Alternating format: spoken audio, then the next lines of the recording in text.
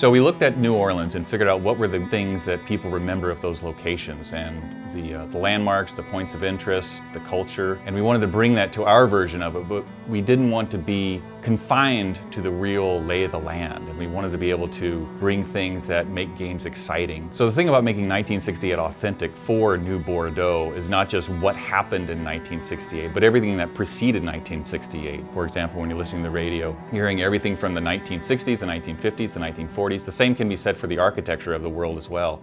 You're dealing with things that have existed for the past century. So with this historical context of what happens in New Orleans and what happens in our version in New Bordeaux, we are able to weave that into the background history of each neighborhood that the player is going to encounter. New Orleans is an old city. There's stuff from the turn of the century, the 20s and 30s. You know, that's scattered around and people may not be aware of all of that stuff. We structure the city in a way that has you going out into these areas that are very, very unique, but then always in the flow of the game is driving you back through things that are more familiar and more accessible to the new player. What we're trying to do with the city is present this facade of this is New Bordeaux in 1960s and this is how it feels for the people that live there.